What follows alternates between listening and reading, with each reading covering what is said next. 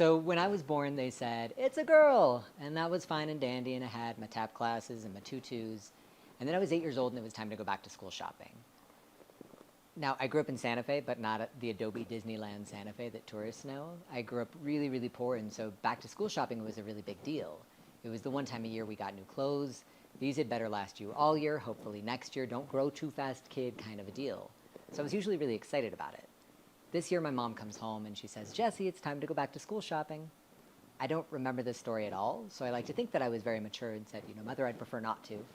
Her version of the story is that I threw down and she had to drag me basically kicking and screaming all the way to the store. And she says that when I got in there, that I crossed my arms and I said, Mother, I will no longer be shopping in the little girls' department. I'll be shopping in the little boys' department from now on. I just thought you should know. And my mom said,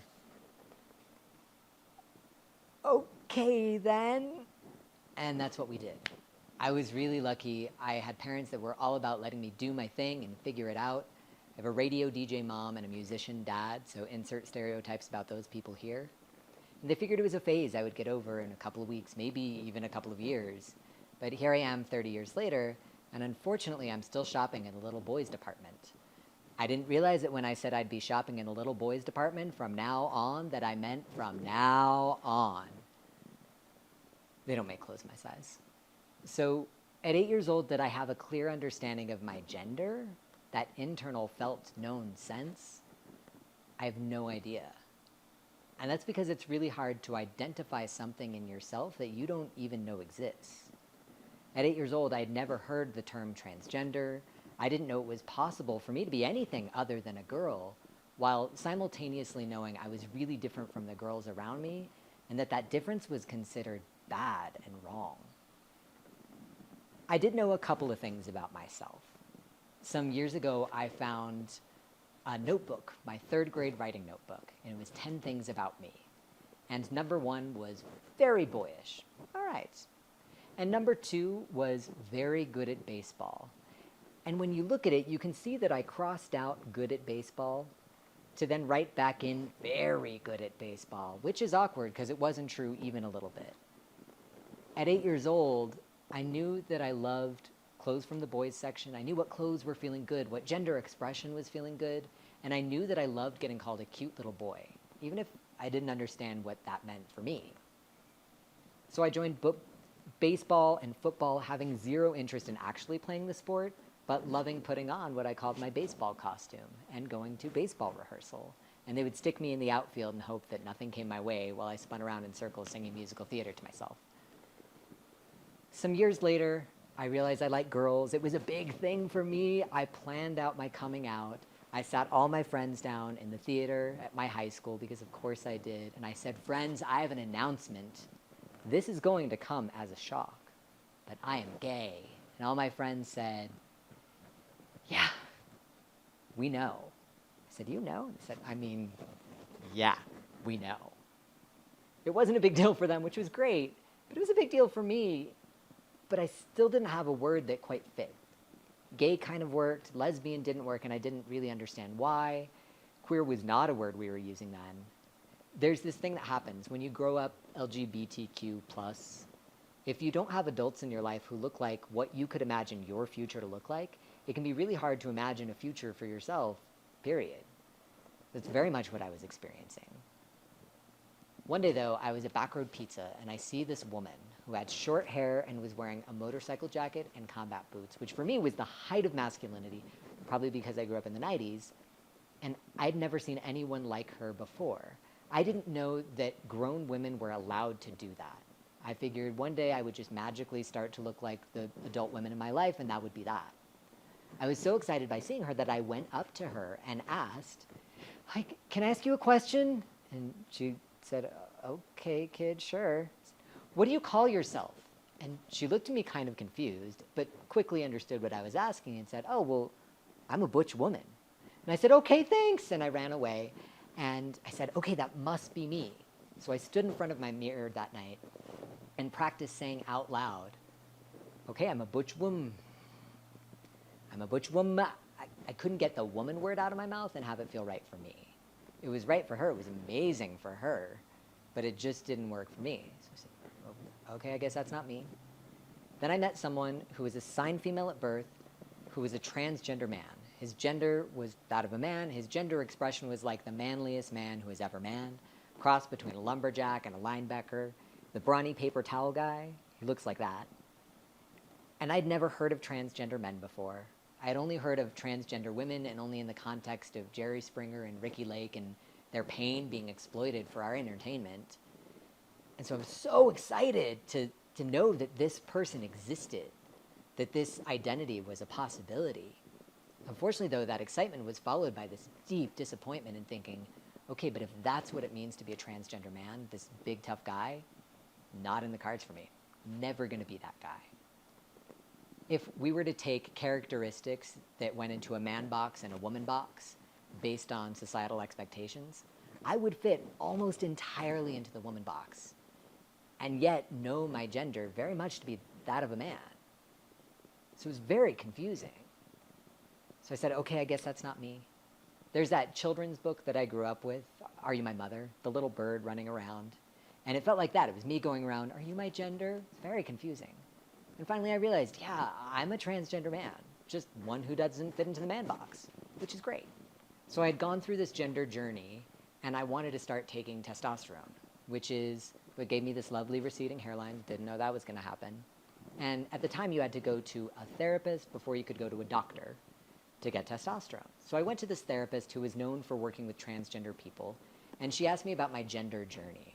Gender journey, that sounds like a fantastic band name, but okay. I said, so I know the thing is born in the wrong body, but that's not how I feel about myself. I feel like I was born in the body that was supposed to come to this place. And anything I do from here on out, it's not about turning me into a different person. It's about affirming who I've always been. I don't think I was born wrong. I was born trans. And that's just as fantastic as not being born trans. And I may need testosterone to get a beard and giant muscles. Those never came. But that doesn't mean I was born wrong. I wasn't even born a girl. I was born a baby, and I was assigned a sex, and with that came an assumed gender, and then nobody checked in with me along the way to say, hey kid, that whole girl thing, does that work for you? Because had they asked me at 8 years old, I would have said, what, I get an option? And the therapist stopped me, and she said, wait, you were not born in the wrong body. I said, no. So she denied me the letter to go get testosterone and said in as many words, you're probably not transgender. Now, in this therapist's defense, she was operating off of the only narrative that existed at that time, which was born in the wrong body. It's a valid narrative. It's a valid individual narrative. Here was this therapist who was supposed to know what she was doing, though, telling me, hey, maybe you're not. So I thought, okay, I guess maybe I'm not then. And I ended up not coming out for some years after that. Some years later, I go to the doctor to once again get testosterone because it turns out still totally trans. And the first words out of my mouth were, hi, I'm Jess Clark and I was born in the wrong body. Still wasn't true for me. But like so many other marginalized communities, we'll explain our existence in whatever way makes sense to the person holding access to care. The person who gets to say yes or no, you are valid or not. And so many of us repeat narratives that don't totally fit so that we can get what we need. Still totally transgender, just not this kind. It turns out at the end of the day, there are as many ways of being trans as there are trans people. So I was looking at old home movies with my child a couple months ago. And these movies were recorded onto Betamax, and then to VHS, and then to DVD, and are now digital files. They're all kinds of wonky. And in one of the home movies, it's my 4th birthday party. My child is 3 years old, almost 4, and she's been raised to not believe that clothes have gender, that toys have gender. She has no idea that clothing has gender in much of the world. And in one of these videos, I'm wearing a pink frilly dress, and because she hasn't been raised to believe that clothing has gender, she's not confused by it. She doesn't look at it and say, well, that's not you, Papa, that's a girl. Or, Papa, why are you wearing a dress? Dresses are for girls. Instead, she looks at that video and she asks me, Papa, I really like your pink dress. Did it twirl good? And I say, yes, Muffin, it really did. It's incredible to me that if children are able to be raised without the ideas that boy equals this and girl equals this, if they're raised to know that they get to be whoever they want in the world, that they can not only see themselves as they are, but they can see other people as they are. My 3-year-old, she doesn't look at me in a dress and get confused. Instead, she's able to see me exactly as I am and as I was. She's able to see her dad in that pink frilly dress.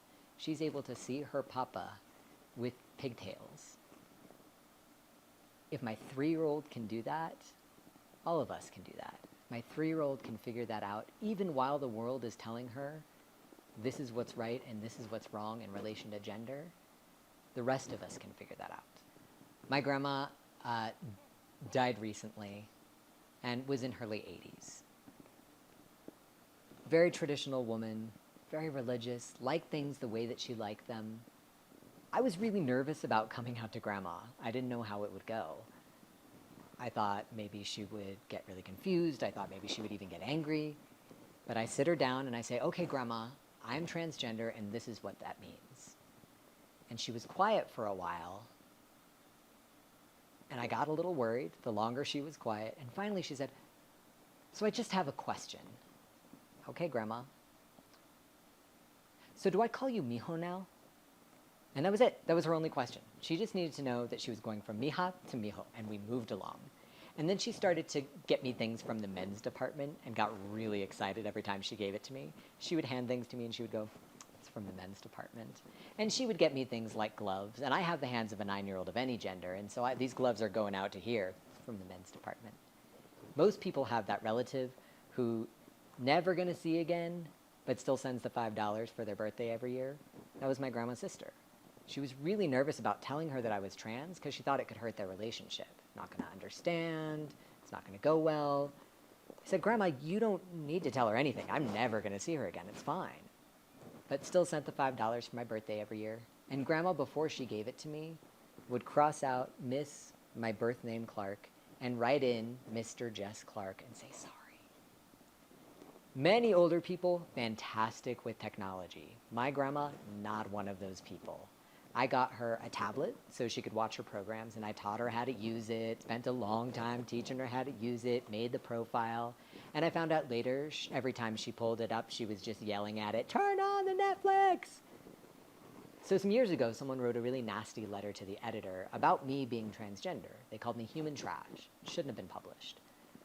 Somehow, my turn on the Netflix grandma got all up on the online comment section, and who did she defend me?